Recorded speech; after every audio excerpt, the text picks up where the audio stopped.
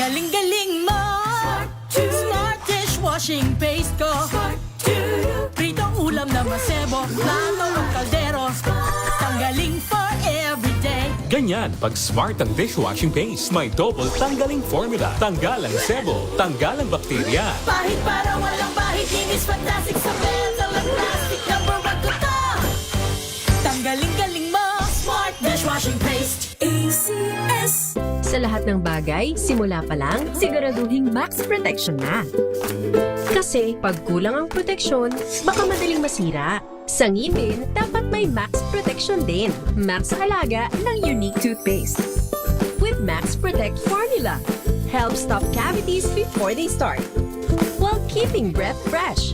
Try Unique Maximum Fluoride Protection. Para Max Alaga, Max Protektado. ACS.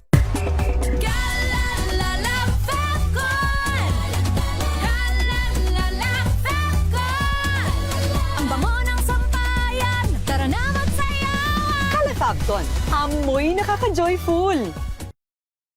May nagbago, may arte, may budget. Akala nyo lang yon. So solid. White rose papaya, wow, white rose. White rose papaya, wow, white rose. White rose papaya. May glow up with a white rose papaya. White Rose Papaya. May puti power times 2 kasi may papaya at niacinamide. May shea butter and tea tree oil pa. Kutis sulit ang glow up. Glow up with a white rose papaya. White Rose Papaya. Kutis sulit ang glow up. ACS. Wow, ang saya. Isang barangay na labada, puro mancha pa. Goodbye, pahinga. Mommy, isang laba lang yan sa Pride Bar Blue. May powerful stain-away enzymes na malupit sa dumit mansya. At di masakit sa kamay. Isang laban lang yan. Hello, pahinga. Hello, Pride Bar Blue. ACS. So good. Komeo so tanghon. So bagay sa bawat celebration. So easy, so dummy. Komeo so tanghon. Komea Sotanghon. So good. Sotanghon. Now we are unboxing MX3 Plus.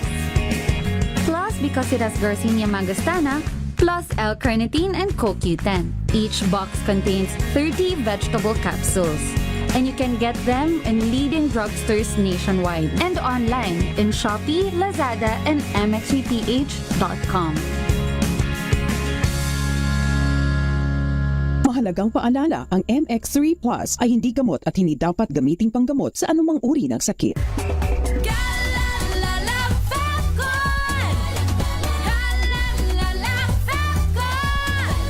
Ang bango ng sampayan. Tara na magsayawan. Calefacton, amoy nakaka-joyful.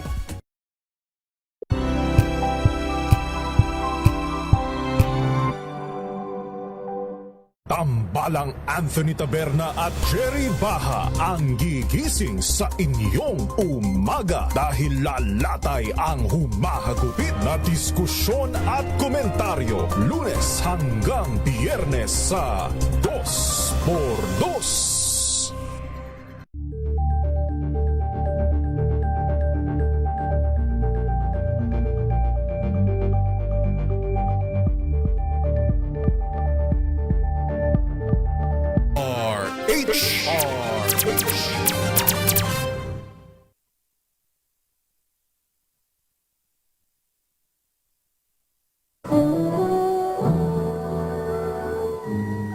Kauna-unahan sa Pilipinas.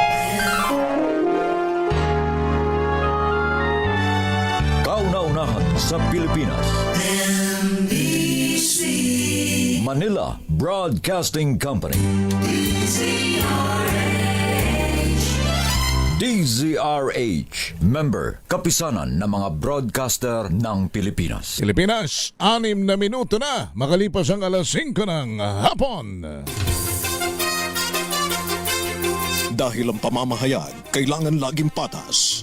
Ang pagtalakay ng bawat issue dapat laging parehas. Narito na ang balitaan at talakayang hihimay sa punot dulo ng mga issue. Bawat panig ilalahad sa publiko. Programang DZRH Balansyado. Narito na ang mga balansyado sa pagbabalita at komentaryo sina Henry Uri at Karen Oyong. Balansyadong Balita. Pilipinas sa araw ng Biyernes, aking sina sa buwan ng Mayo taon 2026 sa ulo ng mga balansyadong balita. Halaga ng piso laban sa dolyar, lalo pang sumadya sa all-time low na itala sa 61.72. Diesel posibleng may taas presyo hanggang 2 pesos and 50 centavos. Gasolina hanggang 1 peso and 25 centavos sa susunod na linggo. Luzon at Visayas grid muli namang isinailalim sa red, yellow alert. Rotational brownout asahan. Senate Sergeant at Arms Aplaska pinatawan ng 6-month preventive suspension ng Ombudsman. Senator Padilla at Senator Estrada iimbestigahan naman ng Ombudsman sa nangyaring gulo sa Senado. Patotsyada ni VP Sara tungkol sa tsa-tsa para manatili umano sa pwesto. Si Pangulong Bongbong Marcos walang basihan ayon sa Malacanang. 21 Pilipinong tripulante ng hantavirus ship na may pangalang MV Hondius isinailalim na sa quarantine sa Amsterdam. At mid-year bonus ng mga kwalipikadong kawani ng gobyerno matatanggap na simula ngayong araw.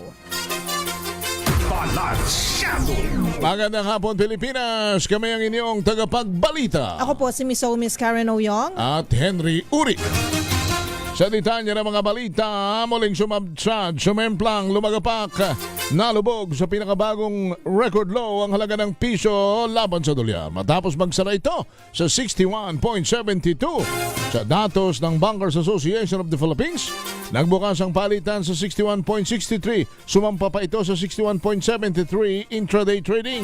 Nahigitan ito ang record low na palitan kahapon na nagsara naman sa 61.64. Ito na ang ikahapat na sunod na araw ngayong linggo na sumampa ang piso higit sa 61 pesos na palitan. Abiso naman sa mga motorista, asahan na ang muling pagtaas sa presyo ng produktong petrolyo sa susunod na linggo. Ayon sa industry sources, maaaring tumaas ng 2 pesos hanggang 2 pesos and 50 centavos ang kada litro ng diesel, habang posibleng madagdagan naman ng 75 centavos hanggang 1 peso and 25 centavos sa gasolina. Ito'y batay sa unang 4 na araw ng Minoplat's Singapore Trading at galaw ng foreign exchange ngayong linggo. Samantala, sa ikatlong sunod na araw, muli namang isa sa ilalim sa red at yellow alert ng Luzon dahil sa kakulangan ng supply ng kuryente. Sa Luzon Grid, magsisimula ang red alert mula alas 2 ng hapon hanggang alas 11 ng gabi. Yellow alert naman mula alauna hanggang alas 2 ng hapon at magpapatuloy ng 11 p.m. to 12 midnight. Paliwanag ng NGCP, isang power plant ang nag-trip dahilan upang mawala ng abot sa 668 megawatts na supply ng kuryente. Samantala, sa Visayas Grid, magsisimula ang red alert ng alas 3 ng hapon hanggang alas 10 ng gabi, habang yellow alert naman mula alas 2 hanggang alas 3 at magpapatuloy sa 10 p.m. to 11 p.m. Inaasahan ang rotational brownout sa iba't ibang lugar sa mga oras na ipapatupad ang red alert. Asahang magpapatuloy pa ang rotational brownout sa mga susunod na araw. Sa panayam ng DZRH, sinabi ni National Grid Corporation of the Philippines spokesperson Attorney Cynthia Alabanza na dahil ito sa kasalukuyang sitwasyon sa mga planta. May ilang mga plantaan niya ang naka-unplanned maintenance shutdown at sinabayan pa ng matinding init ng panahon kung kaya mas tumindi ang konsumo at demand sa kuryente. Dagdag pa nitong mga nakalipas na linggo, nalagpasan na rin ang gamit ng kuryente noong 2025 kung kaya't naramdaman talaga ang pagpalya ng transmission system at mga planta. Narito po si Attorney Alabanza.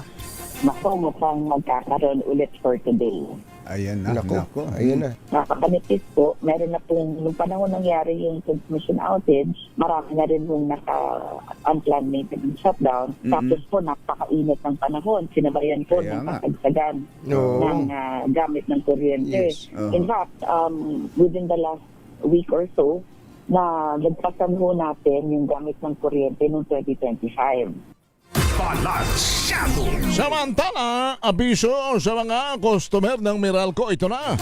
Asahan na ang rotational brownout sa iba't ibang lugar ngayong araw dahil sa pagsasailalim naman sa red at yellow alert sa Luzon Grid. Ayon sa Meralco, agad silang nakikipag-ugnayan sa mga commercial at industrial customers sa ilalim ng interruptible load na tumutulong sa pagbabawas ng konsumo ng kuryente. Sa ngayon, nasa 250 megawatts na ang nakuha nilang deloading capacity mula sa mga kalahok na kumpanya. Dahil sa pagpapatuloy na kakulungan sa supply ng kuryente sa pagkakadeklara ng NGCP, posible pa rin magpatupad ng Meralco ng manual load dropping o rotating brownout sa ilang mga lugar. Kabilang na rito na maapektuhan ay ang Batangas, Bulacan, Cavite, Laguna, Metro Manila, Pampanga, Quezon at Rizal. Samantala, halos 900,000 Meralco customers naman ang naapektuhan ng manual load dropping kahapon na nagsimula ba ng alas 3:53 ng hapon. Samantala, pinaigting ng Philippine National Police sa PNP ang kanilang pagbabantay sa buong bansa sa gitna ng patuloy na rotational brownout sa ilang lugar. Ayon kay PNP Chief Police General Jose Melencio Nartates Jr., inatasan na niya ang lahat ng foot patrol na mag-ikot, partikular na sa mga residential at commercial area sa gabi. Saad ng General, talamak ang kaso ng akyat bahay o panluloob sa mga kabahayan kapag walang kuryente at madilim. Samantala, mananatiling operational ang pagtawag sa 911 at iba pang emergency hotlines ng pulisya para agad na rumispondi sa mga residente. Ipatutupad ng Meralco ang rotational brownout matapos isailalim ng National Grid Corporation of the Philippines o NGCP ang Luzon Grid sa red alert status. 13 minuto na makalipas ang alas 5 ng hapon, pinatawa naman ng Ombudsman ng 6 na buwang preventive suspension si Office of the Sergeant at Arms Osaha Head Mau Aplasca. Ito kaugnay ng kaguluhan at shooting incident sa Senado na sinundan ng pagkawala ni Senator Ronald Bato de la Rosa. Magugunita ang inamin ni Aplasca na siya ang unang nagpapatok ng warning shot laban sa ahente ng NBI si GSI's building. Samantala, suportado ng mayorya ng Senado ang aksyon ni Aplasca sa nangyaring putukan ng baril ng Miyerkules, Mayo 13 na umano'y justifiable.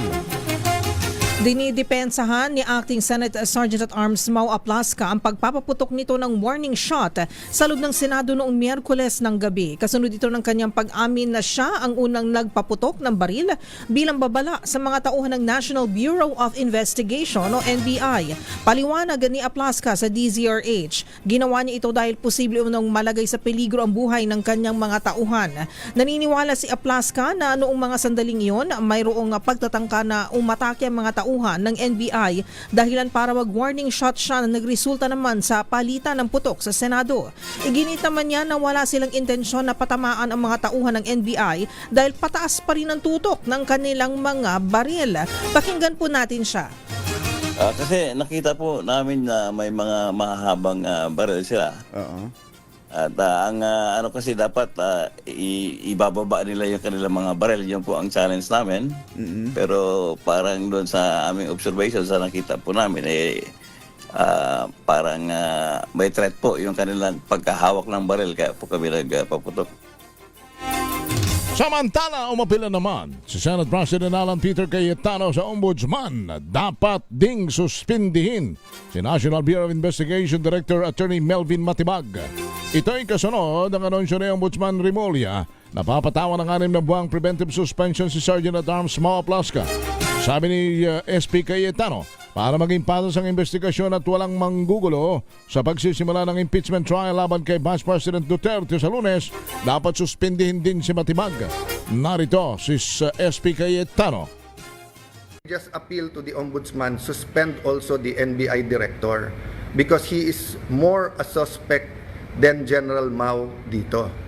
We do not want to set a bad example in the independent investigation, and we do not want to put the Senate in harm's way. If we tell the OSAA, the Marines, the PNP who are all there, that pagka may armed men all around the Senate, we cannot defend ourselves. Sino po sa inyo, mga kababayan, pag may winorningan na kayo na wag na kayong lumapit sa bahay namin, lumapit sila naka full tactical gear at meron pong mahabang armas. Sino sa inyo hindi magve-verbal warning na umatras na kayo? At pag hindi po kayo umatras, sino sa inyo ang hindi magwa-warning shot?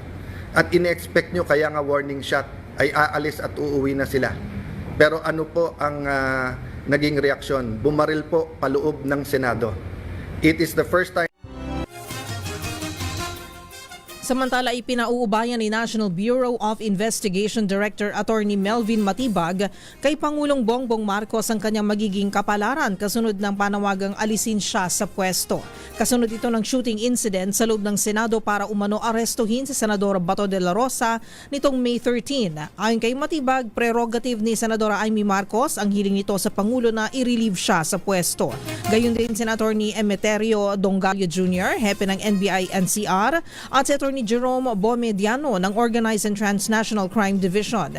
Pero pag salag ng direktor, nagsisilbi siya sa pleasure ng appointing authority at patuloy niyang ginagampanan ang mandato ng Bureau. Nanindigan si Matibag na walang utos si Pangulong Marcos na pag-aresto at pagpasok sa mataas na kapulungan. 17 minuto na makalipas ang alas 5 ng hapon.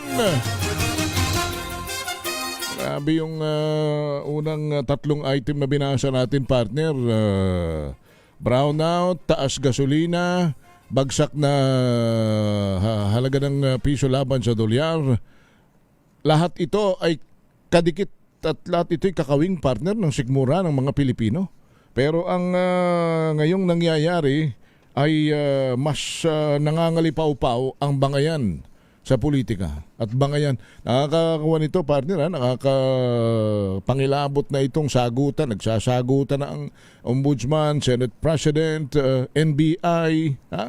Hindi ba pwede Mr. President, mag-issue kayo ng statement o manawagan kayo sa mga ito na kung maaari mag-ceasefire muna at bumalik muna kayo sa lamesa na ang pag-uusapan ay kung paano mariresolba itong dulot na kahirapan itong pagtaas ng presyo ng produktong petrolyo. Yung pagtaas ng bilang ng mga nagugutom na 23-point-something%. Yung pagsipa, partner, ng inflation. Baka po pwedeng ito muna ang inyong mga unahin. Baka pwedeng kayo muna yung magbati-bati maski pang pansamantala at maski, partner, kahit mga plastikan lang na. Kasi sa mga mahihirap, na para bang, ano ba kayo, ano bang priority ninyo? Iyan kasing mga ganyang sagupaan, sigalot na ganyan, pwedeng ipaubayan na lang yan sa isang independent investigating body. At kayo kaya nasa gobyerno para ayusin ang buhay ng mga Pilipino pagkatapos. Partner, hindi biro ito. Hindi biro yung brownout, hindi biro yung inflation. Partner, 61 point magkano? 72? Naku po, Diyos Mariosep. Panginoong mahabagin, Mr. President, baka po pwede naman na kayo naman ang ama ng bansa, kayo naman ang pinuno ng bansang ito. Baka po pwede namang manawagan kayo sa bawat sektor, sa bawat ahensya ng pamahalaan, sa bawat pinuno. Teka muna, mga kasama, mga kasamang naglilingkuran sa gobyerno, baka po pwedeng humibas muna tayo sa bangayan. Dito muna tayo. Hali muna kayo at mag-usap tayo kung paano natin tutulungan ng mga mahihirap. Sapagkat ang nagugutom ay hindi na biro. 23.2%, if I'm not mistaken, ang itinaas ang idinami ng mga nagugutom sa first quarter ng 2026. Anong sinasabi nito? Pag dumadami ang mahihirap, wag naman sanang lumagom na naman ang bilang ng krimen. 19 minutes after 5 o'clock, ako si Henry Uri. At ako po si Miss Karen Oyon. Ang oras na yan.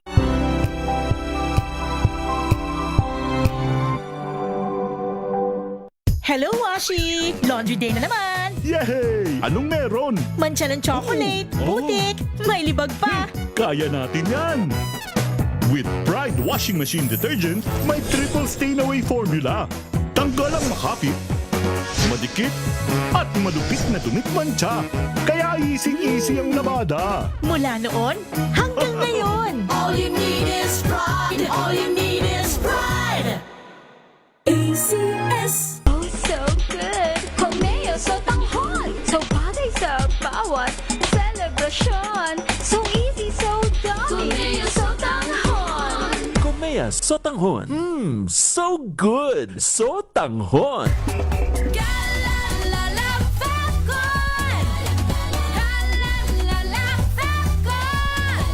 Ang bango ng sampayan! Tara na magsayawan! Kalafabcon, amoy nakaka-joyful!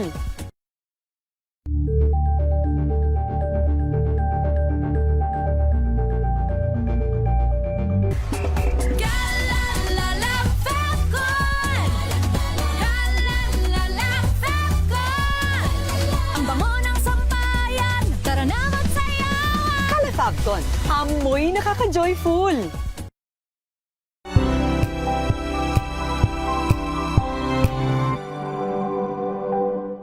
Maulan man, no worries na amoy kulob ang damit. Charm Fabcon, bangong kumakabloom, tanggal amoy kulob sa bango ng charm. Kaya gamit ko, Charm Fabcon with Bloom Fresh technology. Kills 99.9% of kulob-causing bacteria. May aroma burst pa of thousands of flowers and berries. Ang sampay sa loob, no amoy kulob. Bangong kumakabloom sa charm. Charm Fabcon. ACS.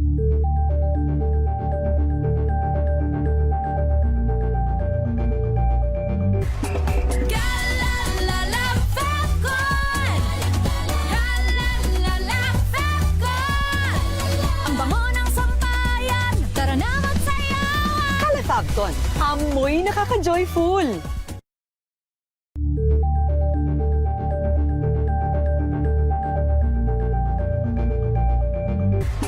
Galalala Fabcon. Galalala Fabcon. Ang bango ng sampayan, tara na magsayawan. Kala Fabcon, amoy nakaka-joyful.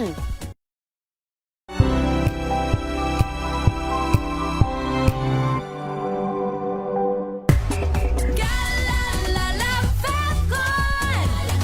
Galalala Fabcon. Ang bango ng sampayan, tara na magsayawan. Kala Fabcon, amoy nakaka-joyful.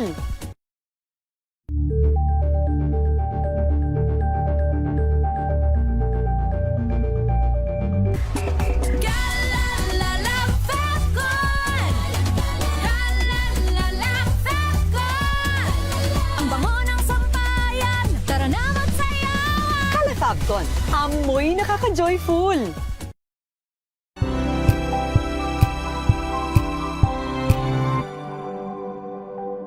Ito ay bunsod ng naitalang 17 individual na ang kanilang naaresto. Ng Metro Manila Development Authority o MMDA ang No Contact Apprehension Policy o NCAP sa Metro Manila. Sa ang ilang mga dokumento ay peke. Hindi rin legal ang employment na ipinangako sa kanila. Sa mata ng batas, mananagot ang sangkot at may sala. Dahil sa bawat paglabag, may karampatang parusa. Alamin ang mga pananagutan sa likod ng mga bawal. Dito sa Hoy! Bawal Yan! Tuwing Sabado, alas 11:30 ng umaga. Dito lang sa DZRH TV.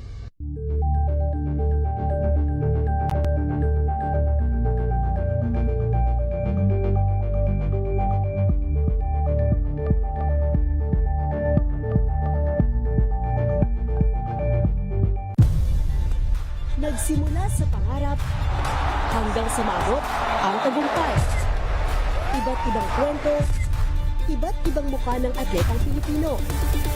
Mas pinatindi, mas pinalakas, at mas pinaaksyon sa Match Point tuwing Sabado, 12:30 ng tanghali sa DZRH TV.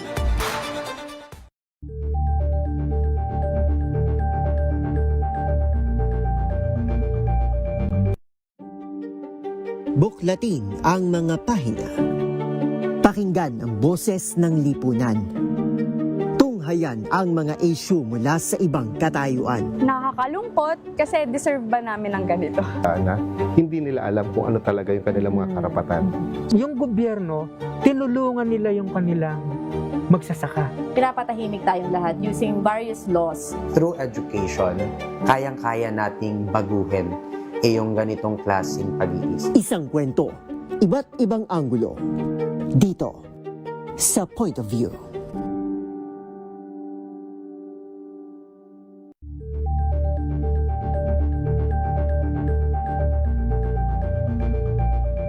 Tumunog na ang gandingan para sa kalikasan. Ang itinanghal bilang Best AM Radio Program Host ay si Cesar Chavez para sa special on Saturday ng DZRH.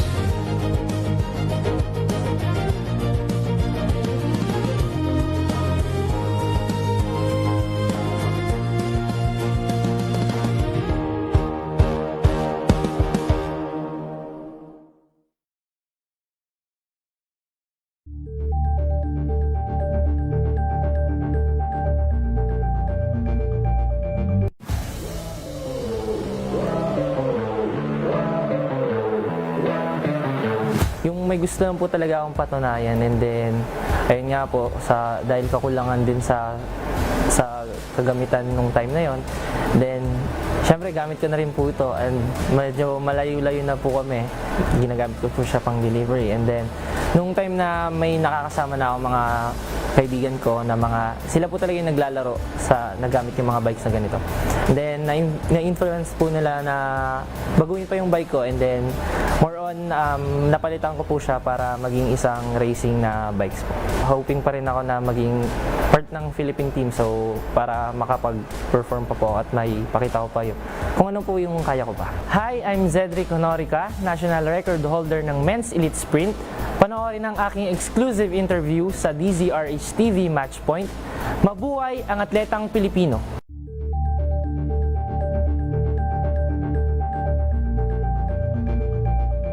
This Saturday on Scene Zone, confessions ng isang events industry veteran. Meron ako mga ganyang event, ang daming pinalagay, wala namang lumapit. So sabi ko nga sayang. Nag-present ka ng concept, hindi tinanggap, and then nung nag-event, exactly the same. Pinaka-weird na request ng isang client. Ang hihingin sa iyo is yung buong mundo, pero ang kaya lang palang bayaran ay isang maliit lang na piraso nun.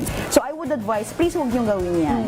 Wait for your moment. Naka-experience na ako ng pinapamove sa akin yung buong stage indoors. Alas 12 ng tanghali, dito lang sa DZRH TV.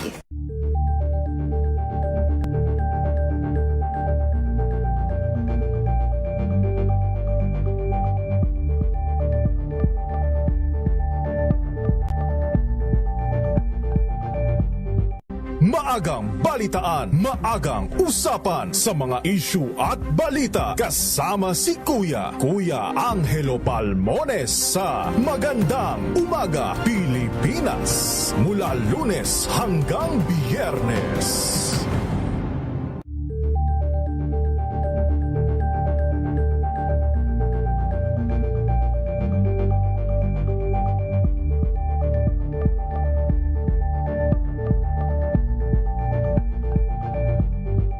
We've got you covered. From the hottest hits, exclusive interviews, kilig to the bones fan meet experience, and hataw performances of your favorite stars. Saturdays, 12 noon, dito lang sa DZRH TV.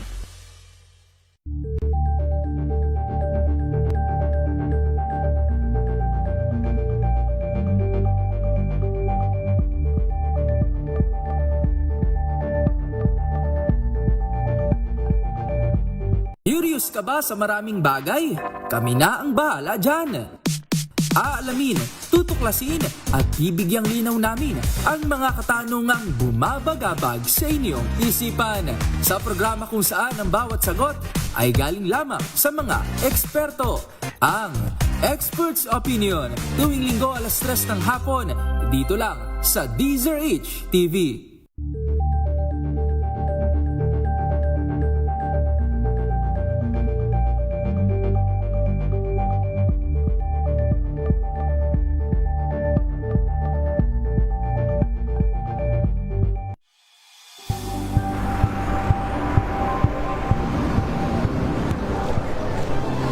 ating mga eksperto. Dito lang sa Expert Opinion. Ito ang The Better News. TNVS. Trending and Isang kwento, iba't ibang anggulo. Dito sa Point. Bawat pananagutan ating tatalakayin dito sa Hoy. Bawal yan. Filipino, dito lang sa research happenings and trends, matchable entertainment and lifestyle. Ito ang MBC TV Network News. Una sa Pilipinas, una sa Pilipino.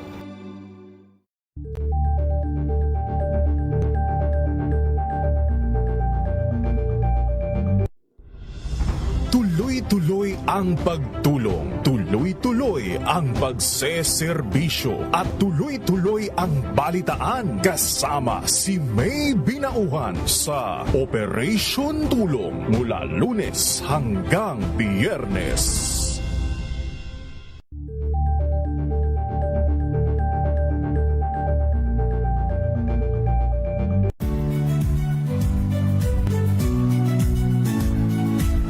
Magandang araw mga kaibigan. Ito po ang inyong balerina ng bayan, si Lisa Makuha Elizalde, na nag-aanyaya sa inyong samahan kami at ang aming mga espesyal na panauhin para sa kalahating oras ng masayang kwentuhan sa aming programang Art to Art, kung saan ang usapang sining at kultura ay para sa lahat.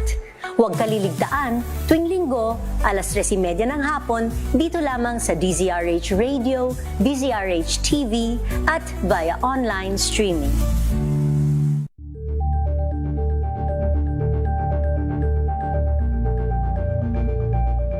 Tambalang Anthony Taberna at Jerry Baha ang gigising sa inyong umaga dahil lalatay ang humahagupit na diskusyon at komentaryo Lunes hanggang Biyernes sa 2x2.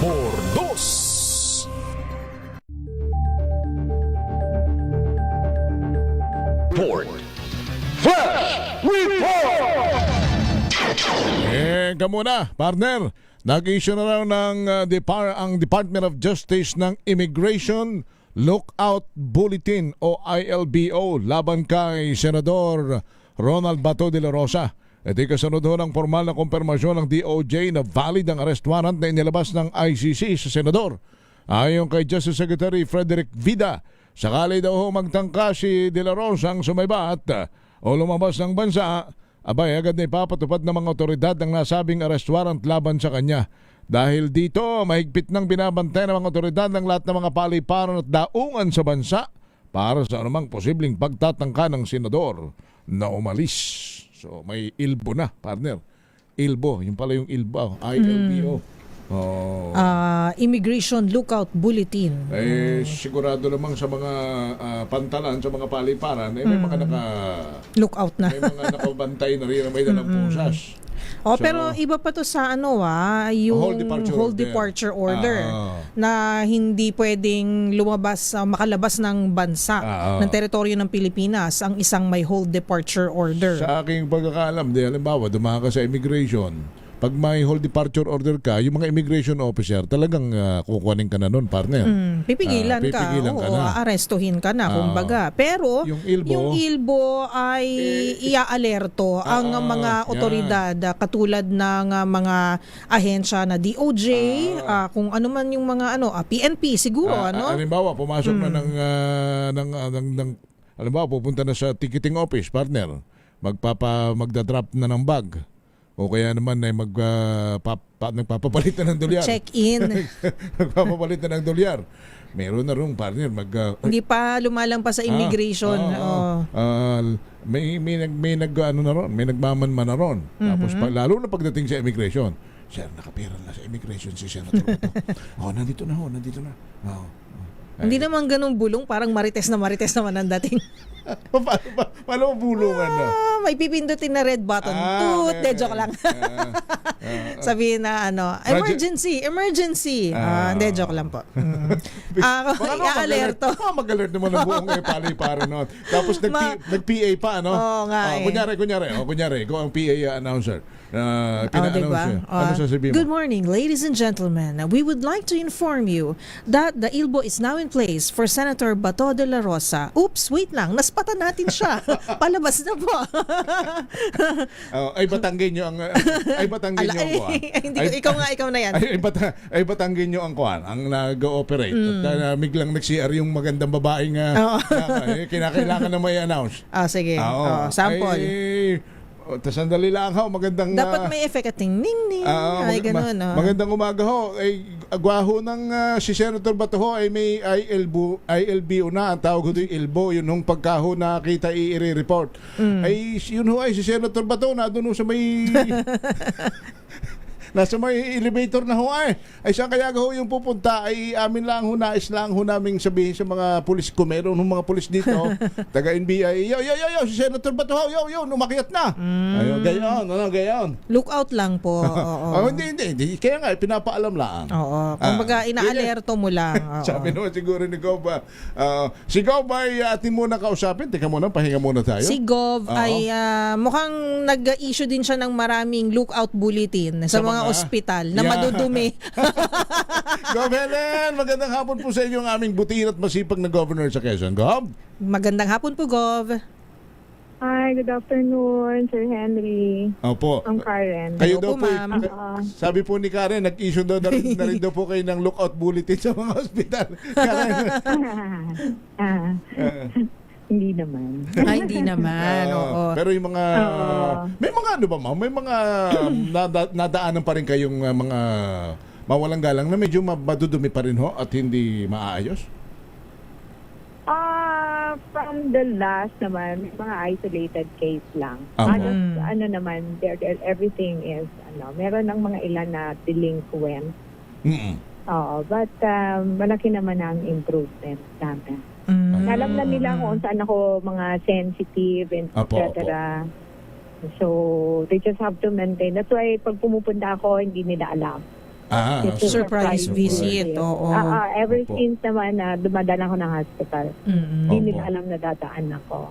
Kasi doon naman makikita talaga kung na-maintain, 'di ba? Kung walang nakabantay, walang nakatingin, 'di ba? Kung sila po ay sumusunod sa mga patakaran, sa mga alituntunin, hindi naman po kailangan laging binabantayan, 'di ba, Gov? Yeah. No, so doble dagdag trabaho sa mga staff namin sa help desk pagka ganon. Ma'am, speaking of surprise, kasi ang NGCP ho ay nag-announce ng mga power interruption at mga brownout. Tatamaan po ang Quezon, which we would like to ask yung, ano po ang inyong direktiba kasi ang medyo mahirap na tamaan ng brownout yung mga ospital po natin. Okay naman po kami sa hospital. Meron po kaming mga generators in our hospitals, no? So far hindi affected. At least medyo hindi naman ganun kahaba. I think 2 to 3 hours yung pag wala ng kuryente in some parts ng Quezon. Hindi naman sabay-sabay yung mga lugar. But yeah, on and off. Meron na ba kayo dyan sa atin? May mga nararanasan na po kayong talagang... Yes po, kahapon po, nawala ng the other day. Opo. Ano ba araw kahapon? Thursday, Wednesday. I think may mga lugar po reported ng NGCP, nag-text naman sila. And then, nag-i-inform naman ng ating mga satellite offices, nawawala ng kuryente. Just earlier, nasa Tayabas ako, nawala ng kuryente for a while. So, mga lugar na dito sa second district, nawawala na rin ng kuryente. So, sa electrico-operated by electrico-operative, may mga ganyan na rin na situation. Pero katulad din po ba dito sa Metro Manila, Gov, na nagsabi po ang NCRPO wala kasi ako sa Manila.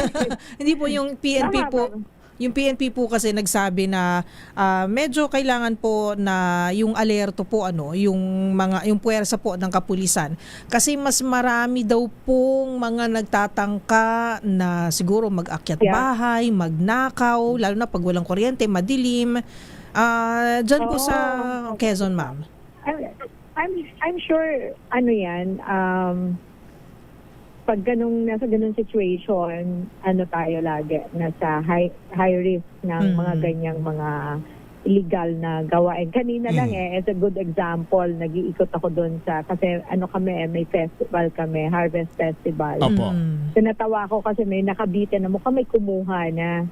Kwento nung taga-barangay, kagabi ko kasi nag-brown out. Kasi may kumuha na nung nakasabit na mga gulay.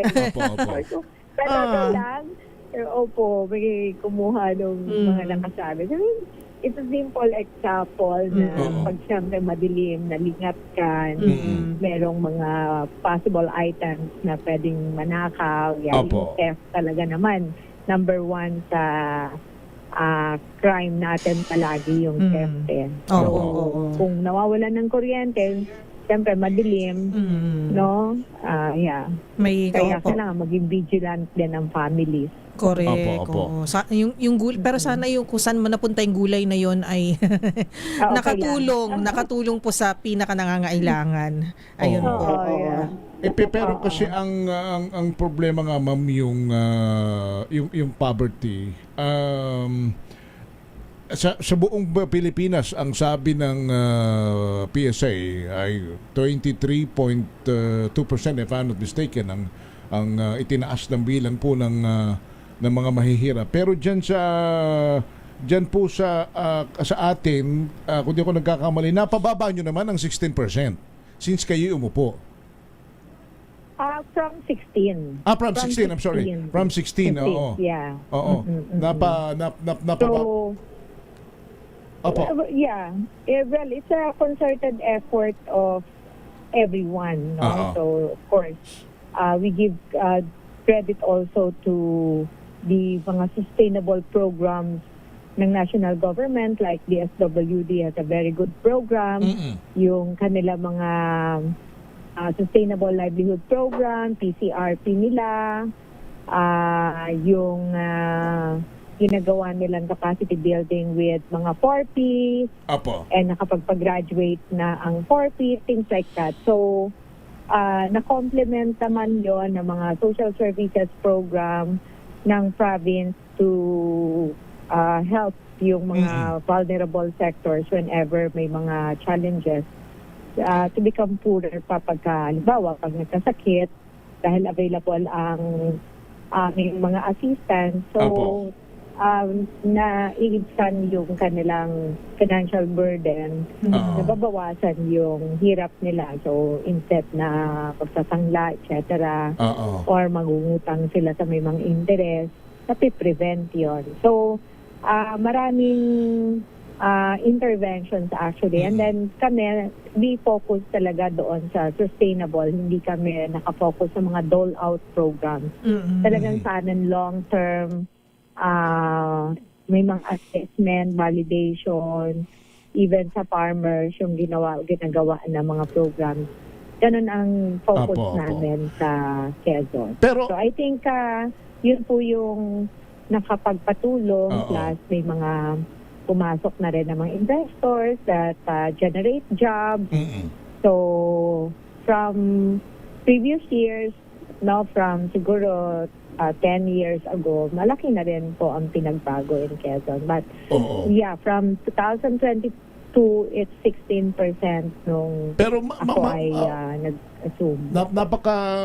Napaka-dramatic po nun sa pagka-partner. From 16.3, napababa ninyo ng 6.7%. Oo, yun ang data ng PSA. Yeah, and ano po yun, magandang milestone and accomplishment for the province kasi nga Quezon ang pinakamahirap na lalawigan in Calabarzon. No? So I remember ang Quezon is number 17 all over the Philippines sa provincial poverty index. As far as I remember. No? So, I'll check kung pang ilan na ngayon. I think lumayo na kami.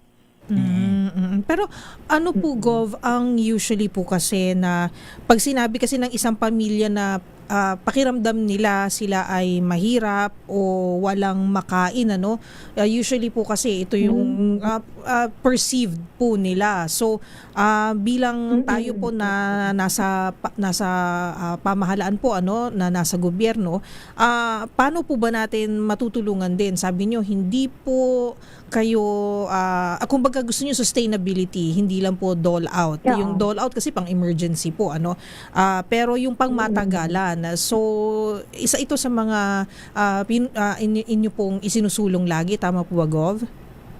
Opo. The simplest programs that we implement, sinisiguro namin na pakikinabangan ng pamilya, plus of course ang priorities binibigay doon sa poorest of the poor, no? Medyo mahirap lang yung perceive nila, which kahit naman hindi siguro doon sa kanilang perception, even kami from the government, nakikita namin na sila yung poorest of the poor, no? So, kaya ang focus ng program papunta sa kanila. So, kami, aggressive kami pagdating diyan, no? Talagang pupuntahan, validate, capacitate, then continuous yung namin, technical assistance, monitoring. Opo.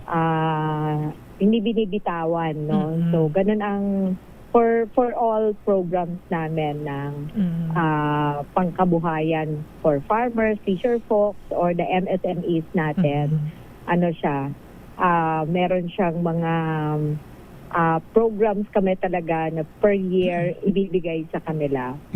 So, yung MSMEs namin, ni-strengthen namin talaga yan. So, happy sila doon sa ginagawa ng portfolio. Opo. Pero ma'am, paano... Kakaiba yung programa. Paano pa, ma'am, napapasunod o nadidisiplina? Kasi, with all due respect, mayroon kasing attitude tayo mga Pilipino na pag pera ng gobyerno, pag pera ng nagaling halimbawa kagaya ninyo sa Kapitolyo, may attitude na ko na hindi, pwede naman, hindi naman tayo, hindi naman, atin naman yan, pwedeng hindi na natin yan palaguin o hindi na natin bayaran. Yung mga ganong attitude, paano natin minomotivate, ma'am, lalo yung ating mga kababayan sa mga ganyang, minsan naliligaw na konsepto? Kami kasi, sir, yung aming mga beneficiaries, nag-a-apply sila, nag-express sila ng interest.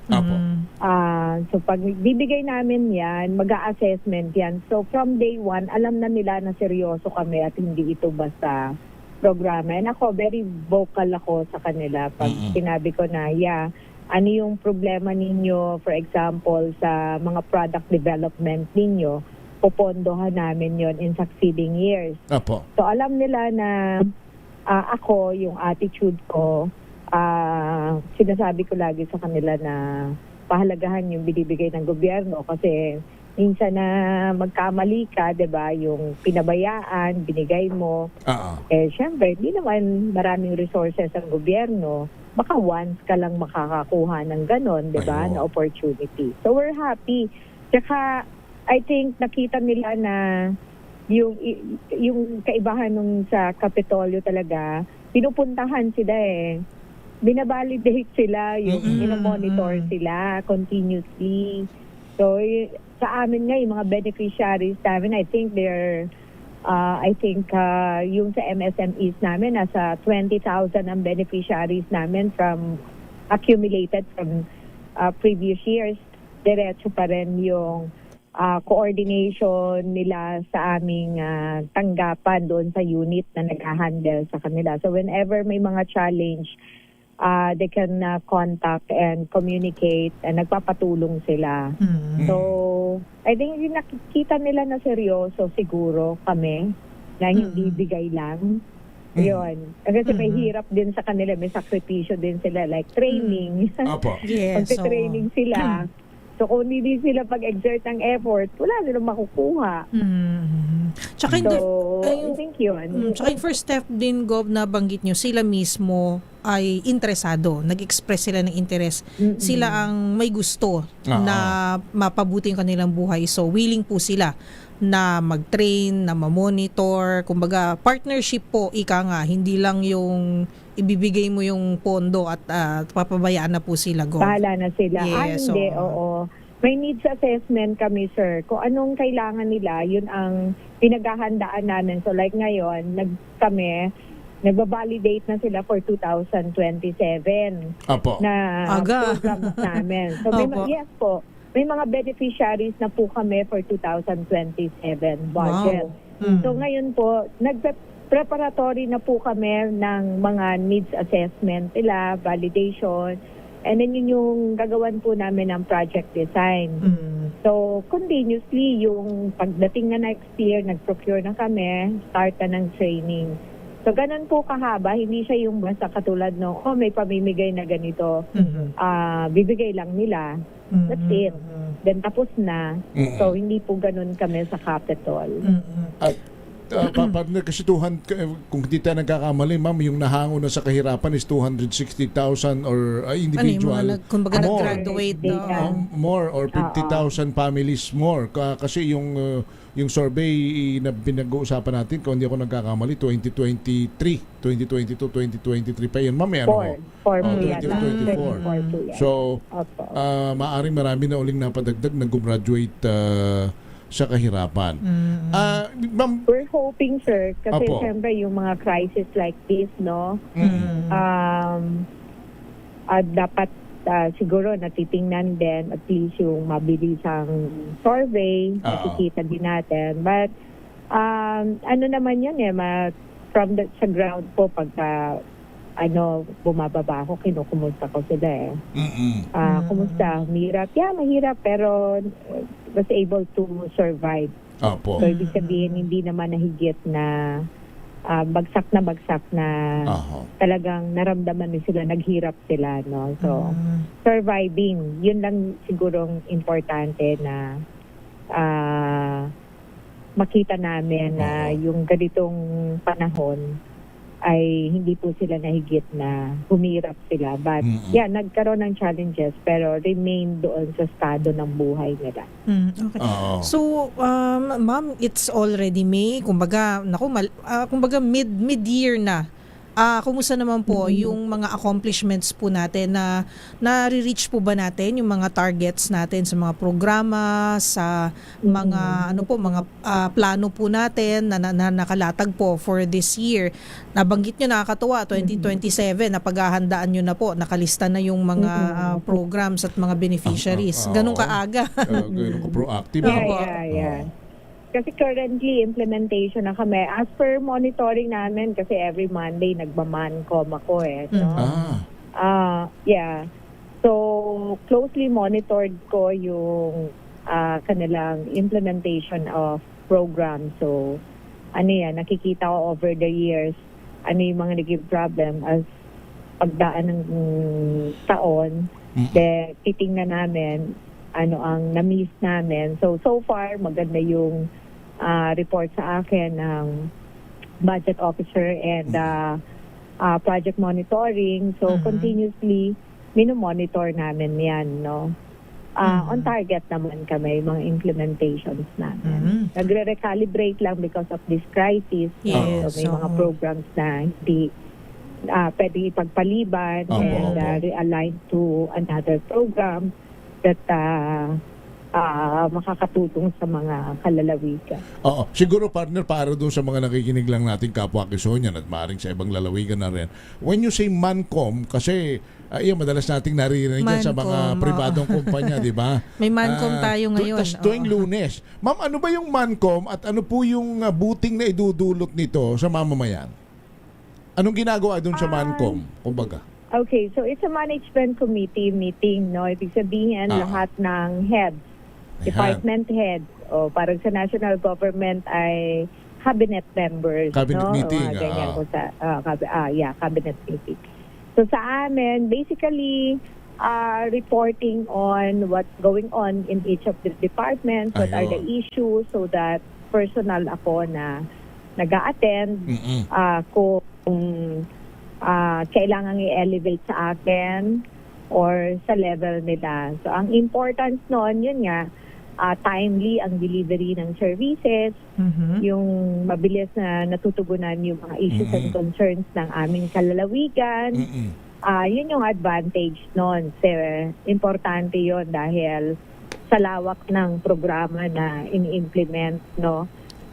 Hindi naman ako ang nag-i-implement nun, kundi entrusted it to each of the departments like provincial agriculturist natin, veterinarian natin, sa youth natin, yung social services natin, sa health natin.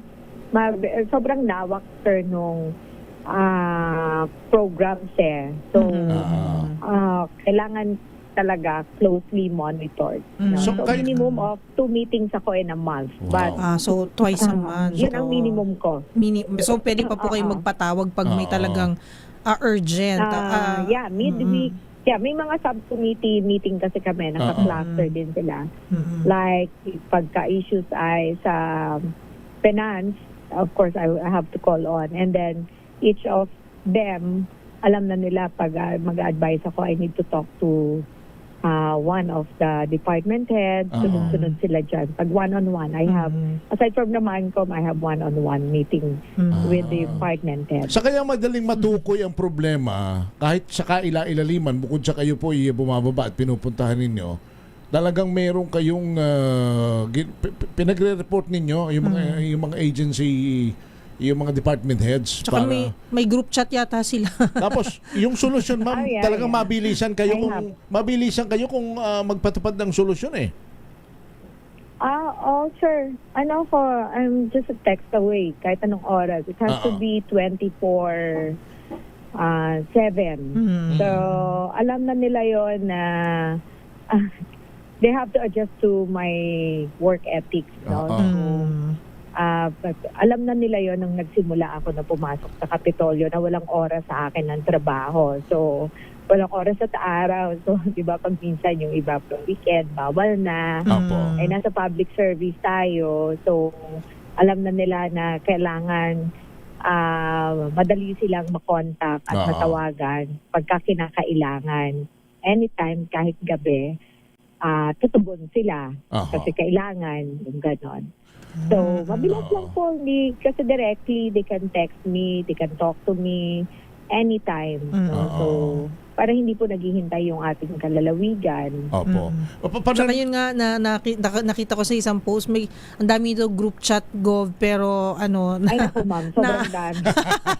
Pero, shutdown na po yung cellphone. Yung aking cellphone. Pero monitor nyo pa rin, kahit pa paano. So, kahit sobrang dami gov.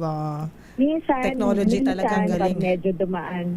Pag medyo dumaan na, hindi ko maalala kung ni ganito. So, yung chief of staff ko, saan ko na nga ba kinakausap si ganito? And then biglang i-message ako. Kasi yung chief of staff ko, lahat ng chat group nandun ko, siya. nandun siya. Nalito na.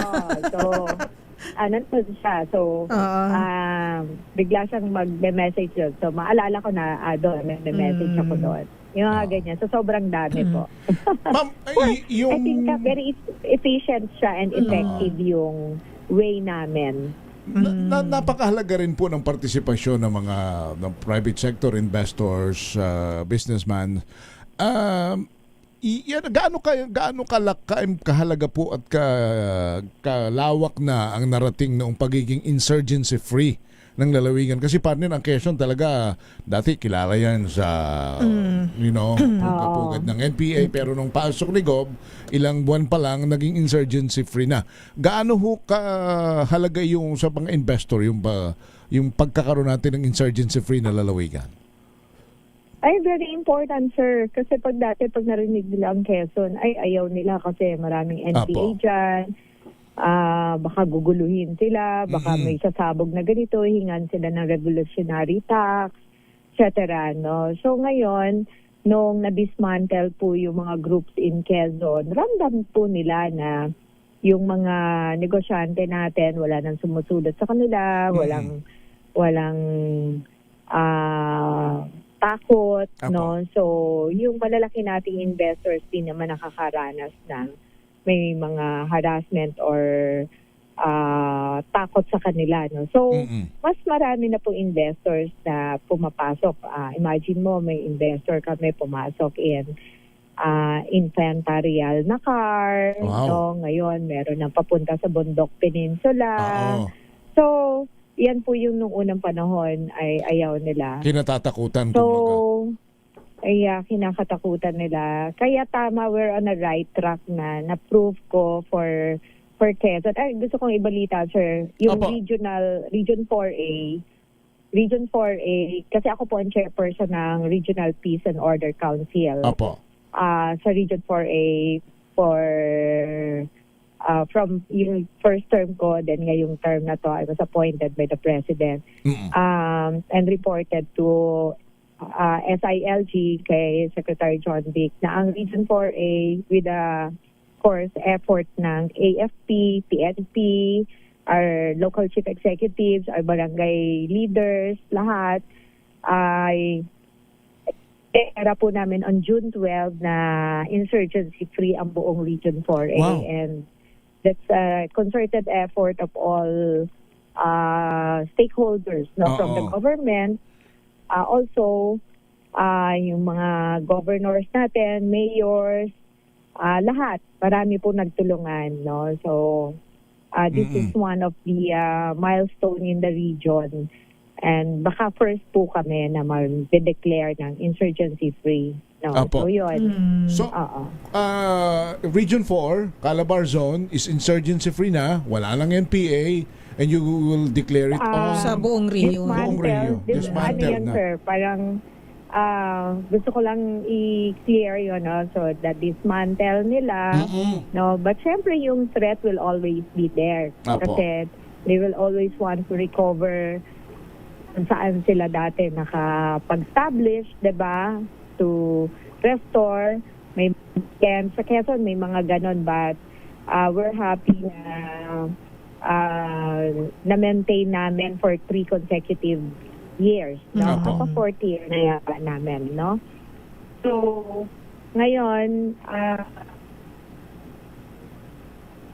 wala nang signal si Gov. Ma'am? Pero Quezon is the first among the provinces. Sa first region. term namin before 2025. Opo. And ang Quezon, ma'am, ang the first among the provinces in Calabar Zone na ideklarang insurgency-free. Actually, may mga provinces po dati na nag-declare ng insurgency. Pero iba po yung naging pamamaraan nila. Ang ngayon, ginaya po nila yung ginawa ng Quezon. No? So, to declare it insurgency-free, dapat dismantle talaga. And it kami from the barangay to municipality. Paakyat po ng probinsya, hindi yung in paper lang diniklara. So may mga groundwork po kaming ginawa, katulong po ang mga barangay na identified natin na mga hotspots or kung saan yung mga na identify ng AFP na ito kailangan natin ng tulong nila. So may coordination. So ang ganda nung aming naging journey ng declaration insurgency ng mga ng mga munisipyo. Alright. Partner, may ilang... So, yung ganong klase ng proseso, kami po yung kaunahan sa buong Calabar Zone. And ginawa po ng AFP and PNP na i-pattern sa other provinces sa buong Calabar Zone. Ay nagawa po nila. So kaya, ito po yun, first time na hindi lang just in paper but yung action na for good here in Calabar Zone. Okay. Ma'am, last question na lang po. Kasi kanina galing kayo ng Quezon Memorial ng ating probinsyang hospital. May nakita po kayo roon na mga galing pa ng 3rd at 4th District na pumunta pa ng Lucena. Tama po ba? At ano po bang nangyari? Ano po ang magiging solusyon para hindi na po sila raw pumunta pa ng Lucena? Medyo malayo-layo. Ano yun, mga yung mga nabulag na because of katarata, may mga diabetes. So, dahil lang off ka natin, nandito lang po sa QMC. So, nagbibiyahe pa sila, lalayo ng pinanggalingan nila. But actually, may instruction na ako. May mga partners naman kami na mga private doctors where they can send also for assessment, for cataracta surgery. May program po tayo na gano'n para hindi sila pumupunta. Kasi ang layo, sir, eh. So, galing San Andres, galing ng Mulanay. So, na-instruchan ko na yung staff ko na nakakalimutan nila yung mga bilin ko ba? Yung mga bilin ko. So, dami na rin Kaya na ginagawa. maganda po na bumababa ako, nakikita ko, bakit hindi ginagawa to? Bakit ganito to? Yung mga gano'n. So ngayon, yung mga magpapa-opera sa mata, magpapaayos ng kanilang mata from now on, doon na sa mga lugar na hindi na pupunta ng malayo. Well, navigation lang. They just have to navigate. No, so na-instructan ko na po yung chief of staff ko. I think I need to sit down with them at ako po yung magtuturo ng mga proseso sa kanila. Right. Yan, ako. Okay. Partner, Siguro ano na lang, Thank you. thank you Gov at good luck sa atin at magtulungan na lang din po tayo para sa ikaunlad natin, support natin isa't isa lalo na sa may crisis pa rin po kasi Gov eh. So yun po Gov. Thank you. Thank you, Maraming Gov. salamat po sa opportunity. Happy weekend Happy po Gov. weekend po. salamat ba. Mag-ingat po kayo. Si Governor Helen Tan, ang amin pong butihit masipag na lalawigan. Ina ng lalawigan sa Quezon. Si Governor Helen Tan. 6:06, babalik po tayo. Ako si Henry Uri. At ako po si Miss Karen Oyo. Balansyado! This time check is...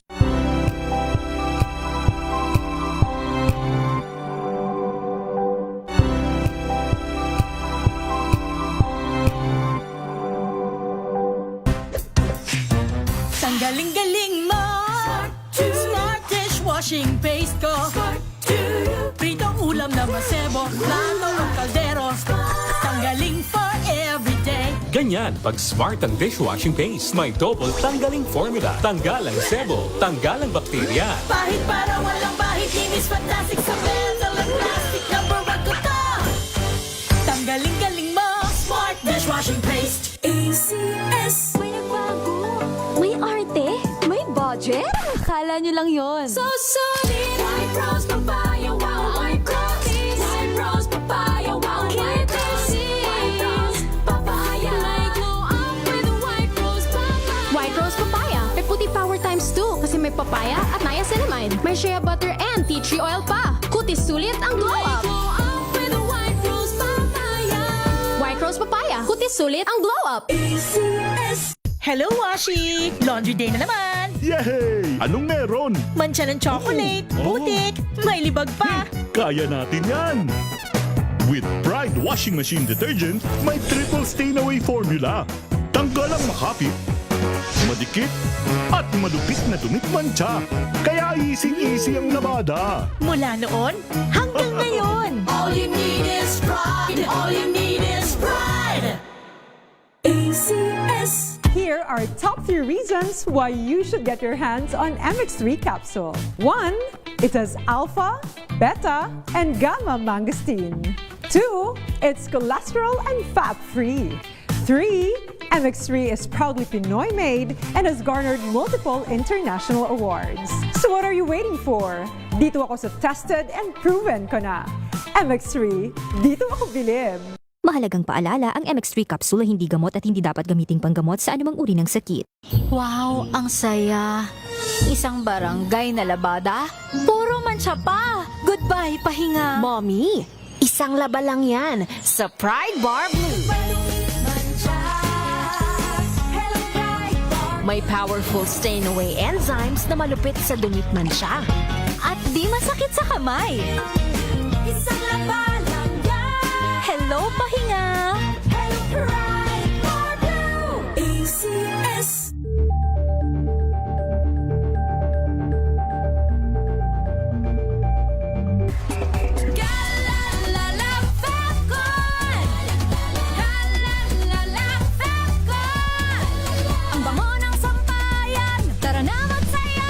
Calefacton, amoy nakaka-joyful. Sa lahat ng bagay, simula pa lang, siguraduhing max protection na.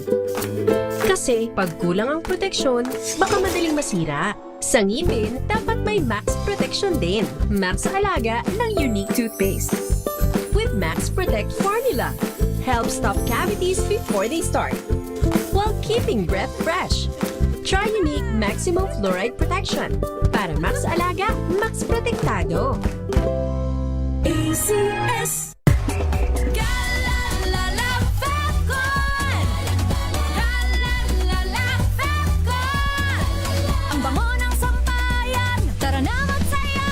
Calefacton, amoy nakaka-joyful.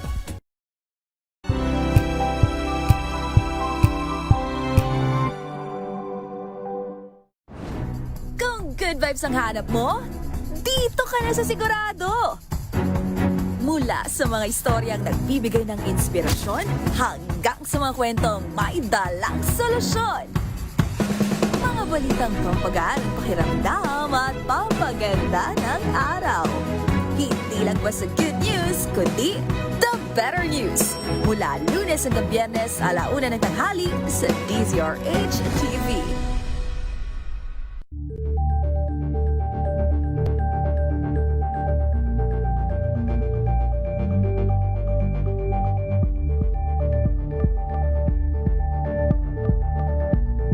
Ng gabi. Sabi nung mga nakikinig sa atin, pwede ba magpaampo na lang sa Quezon? Abay, welcome ho kayo roon. Ako, lalo ho'y kami. Kailangan namin ho ng kwan. Lang mga mamamayan namin lalo'y masisikhay at masisinop. Masasaksayan ninyo kung paano po umusad at gumanda po ang aming lalawigan. Sa amin pong lalawigan partner, magaganda ang tanawin, masasarap ang pagkain, payapa. Talagang yung provincial experience partner, yung province experience, pag iyong napuntahan, hindi mo na lilisanin ang aming lalawigan. Oo, kasi dito sa Maynila, hindi naman sa pero paminsan nakaka-stress, aminin natin. Dami kasing mga issues di ba? Napakalapit pa rin namin sa Metro Manila. Nakalimutan nga natin ipadiscuss kay Governor. Ayun nga, no? Bagong kalsadang simula po sa Maynila, tutugma ng Santo Tomas hanggang sa Quezon, malapit na pong buksan. May ilan pa rin mga bukas na rin po, pero lalo pa akong bibilis ang biyahe. Kaling po ng Maynila, pumunta ng Quezon. Kaya mag-invest na, maghanap na daming kondon. Mga lupain doon po, pwede po ninyong gawing bahay, bakasyonan. Sosyal. Uwi muna ako sa bahay, bakasyonan ko sa Quezon, ha? May stress na ako sa buhay dito. Kakain papahinga muna ako. Kakain ka ng niyubak. Ano yun? Masarap yung tamales. Wow. Ginatang hipon na sinantulan. Masarap, partner. Dinner na nga tayo. Yan yung orderin natin. Pwede bang magpa-deliver straight from Quezon? Pwede naman. Samantala, magkakasunod na red at yellow alert sa Luzon at Visayas. Pinaaksyon na sa NGCP. RH14 Left Narciso Let.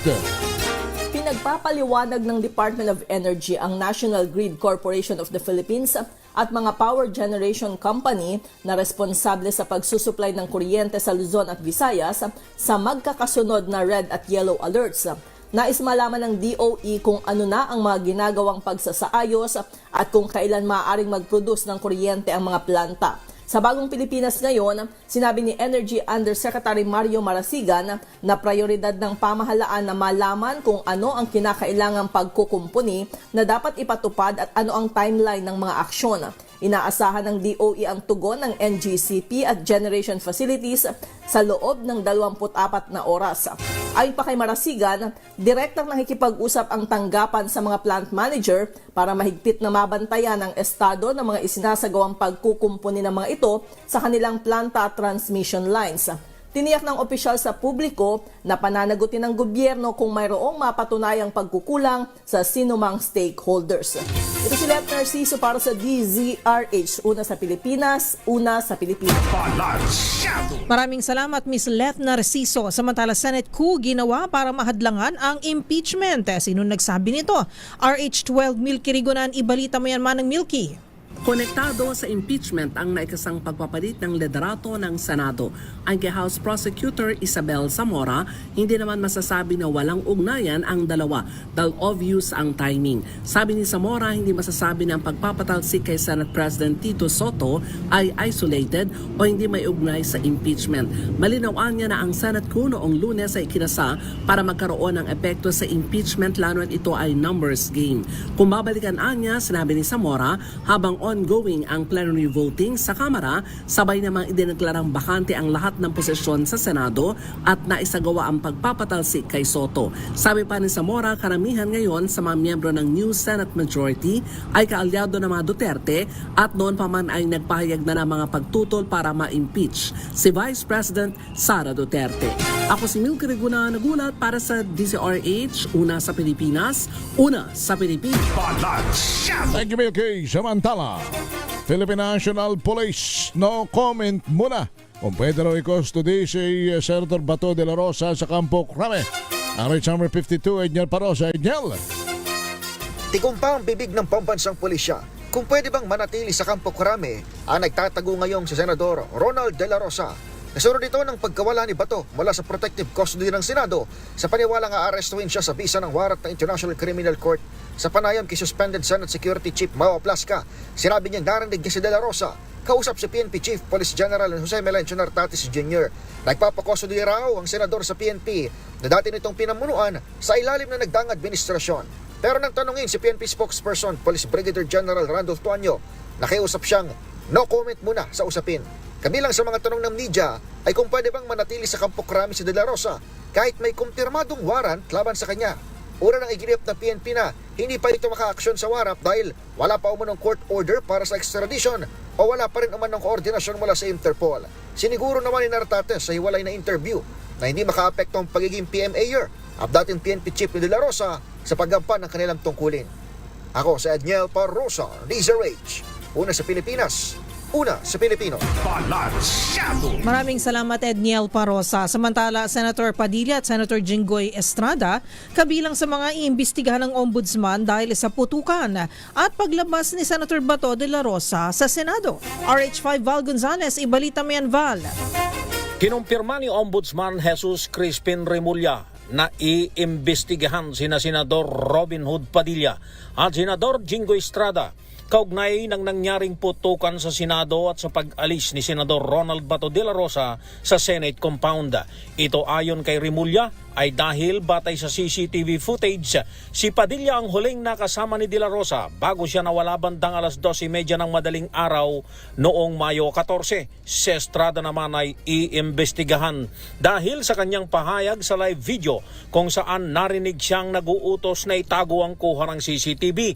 Ayon kay Ombudsman Remulla, mahalagang makuha ang panig ni Padilla at Estrada sa harap ng pagdududa na posibleng staged o gawa-gawa ang nangyaring putukan sa Senado. Ipinasubpina na ni Remulla ang lahat ng CCTV footages na kuha sa oras ng insidente. Babala ng opisyal, hindi malayong masisi si Estrada kung mawawalang mga ebidensyang ito kapag napatunayang stage ang komosyon. Maaari aniyang maharap sa kasong obstruction of justice ang mga sangkot na senador. Kasama niya sa investigasyon. Kasama siyempre si Senator Robin Padilla at hihingi natin ang bersyon ng pangyayari sa lahat. Pati kay Senator Jinggoy Estrada kasi nga mayroong insinuations na sinabi niya na itago yung CCTV. Kung ano ang tono nun, malalaman natin pag may nawala dyan, baka namang siya mapaghinalaan. Kaya gusto natin magbaliwanag ang lahat. Magpapakuha rin ni Remulla ng apidabit mula sa mga miyembro ng media na nasa loob ng Senado nang mangyaring putukan upang makatulong sa malawakang investigasyon. Ako si Val Gonzales, DZRH, una sa Pilipinas, una sa Pilipinas. Thank you! Salamat, Val Gonzales! Buti pa sa inyo, partner sa... Ay, Ijay Ilianmi. Sa Session Road. Ijay Baguio City. Ay, Romy, anong temperatura riyan? Di ni sa Maynila, mainit na ang panahon, mainit pa ang politika. Takpo, sus Mariosel. Lahat na dini ko ni kumukulo ang partner. Pwedeng ceasefire muna. RH41, Romy Gonzales. Romy? Kung kanina sa area ng La Union, particular sa Bawang La Union, siguro maglalaro doon sa mga 30 degrees kanina. Pero ano pag-akyat natin dito, mainit din pala. Siguro mga 18 to 19 degrees kanina. Kasi yung bawang paakyat na yan di ba? Oo. Nagulat nga kami. Pero may mahangin naman kasi pag sapit naman ng Teka muna, Romeo. Anong sabi mo? Anong temperatura na naiinitan ka pa? 18 degrees daw. Naiinitan siya. Sa 18, naiinitan ka. Sa 41 kami rin nagtsatsaga. Grabe ka naman, Grabe ka naman, Romeo. Kaya nga ako bumaba pero mainit pala. Sabi ko, pag akyat ko Sabi ko, mas malamig na siguro, pero hindi rin pala mainit. Grabe naman, 18. Hindi na-meet ni Baguio yung expectation Bakit ni Karomi. ano ba ang kuan? Ano ba para sa iyo yung malamig? Oo. Average dito, mga 14, 15, mga ganon. Ganun. So, para matawag ninyong malamig, kailangan mag 14, 15 kayo riyan. Kami rito, para matawag na malamig, maka 22 man lang, partner, sana. Oo nga eh. Wala. Kaya naman, Happy na kami sa 18, Karomi. Pero just to say, maraming umakyat kasi weekend na naman. In fact, balik normal yung pagdagsa ng mga turista dito sa Baguio. Medyo bumaba na kasi yung yung fuel natin . So parang yung iba nagko-commute, kaya yung mga bus terminal natin punuan naman. Puno yung mga bus na paakyat dito. Romy, yung sleepers bus, yun ang paborito raw ngayon. Sino? Yung sleepers bus man tawag nyo, yung pwede kang matulog. Yung may kama? Yung may kama, di ba? Yung Romy, yung may mahaba, ang may higaan. Sleepers bus yata ang tawag ng mga kabataan doon, tama ba? Oo nga, parang na-culture shock ako. Sa Baguio ba yun? Baka naman sa Vietnam yan. Hindi. Sa Baguio rin, sa Baguio, Bicol. Baka naman Bicol. Baka Bicol. Bicol, oo. Pero ano bang magaan pagkapaakit ka ng Baguio? Anong maaari mo masakyan dyan na napaka-convenient kung ikaw ay magbabas? Magbabas, may Victory, may Ibig sabihin, yung dami ano, naman yung parang kumbaga sa aeroplano, partner, nasa business class ka. Okay. May mga ganun. Oo. Di ba yung Victory meron ng Super Deluxe? May ganun. Diba? May pwede kang humiga. Walang stopover yun, dire-diretso. Walang stopover yun, biyahe. Yung upuan mo doon, bawat kwan kasi may kurtina ka doon, may kumot pa, may merienda ka pa. Oo. May stewardess o may bus attendant na sa'yo. May CR. May CR din. May CR, may wifi. May red wine. Wala na yun. Grabe ka naman. Hindi, pero yun, kung walang stopover para Manila, ilang oras lang hanggang Baguio? Siguro mga 4 and a half siguro. Pero mabilis, pero kung regular, kasi ngayon ang maximum na speed limit lang sa mga bus natin, provincial buses, na umaakyat sa 80 up to 80 kilometers hindi pwede lang. magmabilis. Pag lumampas kasi sila doon, merong penalty yung driver.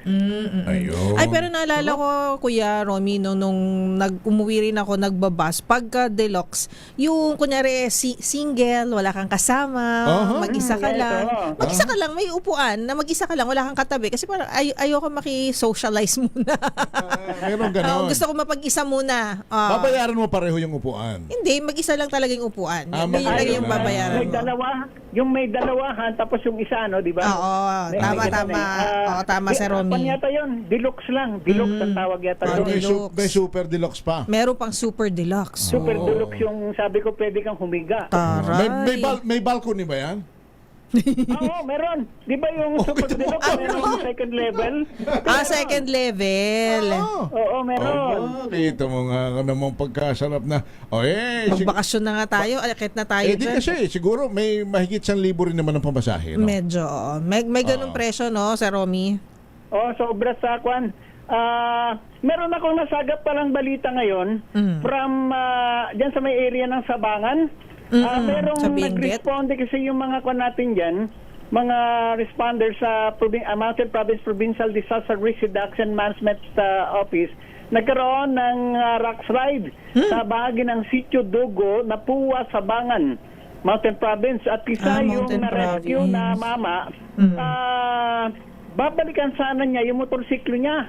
Nababagsakan ng kwan, ng yung mga rock slide. Nako, tinamaan din siya. Pero mabilis yung mga nag-responde kung kaya't naisalba. Naisalba naman yung kanyang buhay. Oo, buhay naman. At itinakbo na nga sa isang pagamutan dyan sa may area ng Bontoc Mountain Province. Iwasan muna yung area na yan doon sa mga pupunta at dadaan dyan. So all motorists traversing Mabaay, Sabangan, Bontoc Road, advised to take the alternate route to the Sabangan, Abatan, Baoco, Mabaay Road until further notice. Yun ang kanila. Medyo may detour. Huwag munang dumaan sa usual na daanan from Sabangan to Bontoc kasi may malaking slide dyan. In fact, may isang biktima na nabagsakan kanina ng rock slide pero just the same nakaligtas. Mabilis yung mga nag-responde. Pero syempre yung motor niya sana pinabayaan na lang. Wasak din wala din silbi. So hindi na rin niya maisalba. Buti na isalba siya ng buhay. Alright. Salamat, Romy. Okay, thank you, Romy. So yan po ang latest na update sa Baguio City at Mountain Province. Ito si Aris 41 Romy Gonzalez para sa DZRH. Una sa Pilipinas, una sa Pilipino. Makinig maigi! Ito na ang chance mo na manalo ng instant 500 pesos kapag narinig mo na ang mahiwagang kring-kring. Tingnan mo na ang iyong cellphone, baka ikaw na ang susunod naming winner sa kring-kring panalo malakas sa telepono. Paano sumali? Bisitahin ang Facebook page ng DZRH, fill up pa ng Google Sheet na nakapin sa DZRH FB page at hintayin ang aming tawag sa telepono. Kring-kring na!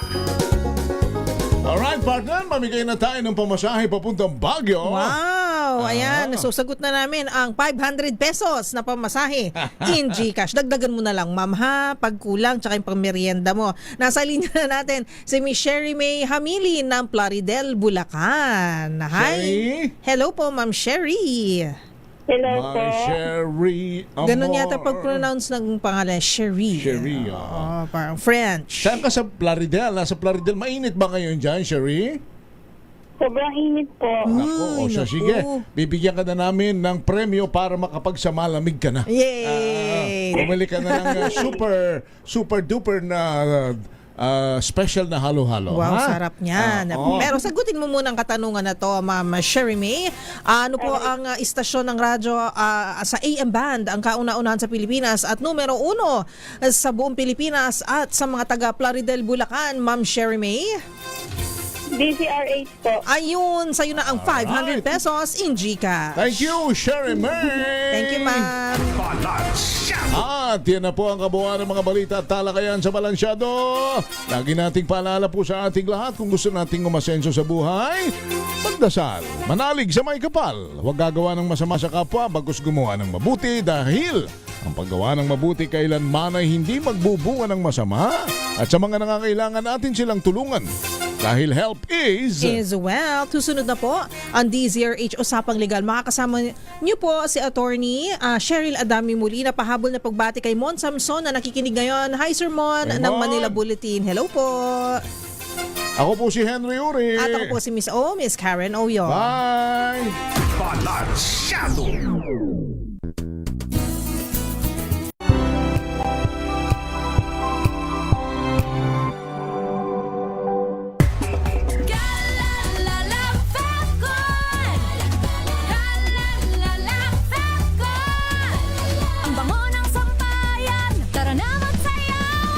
Fabcon, amoy nakaka-joyful.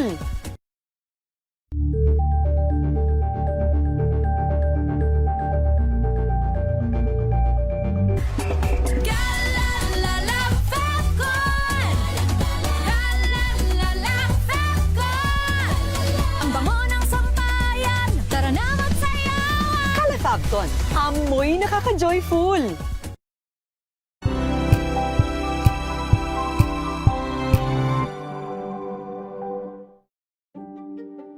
Buklatin ang mga pahina.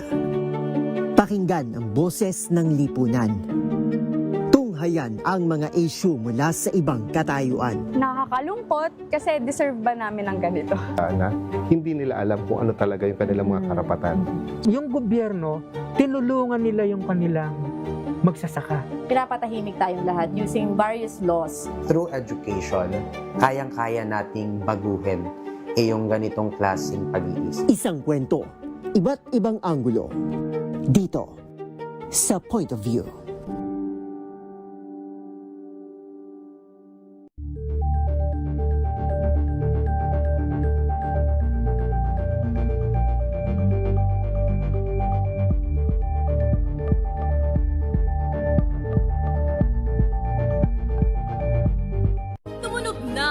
gantingan para sa kalikasan. Ang itinanghal bilang Best AM Radio Program Host ay si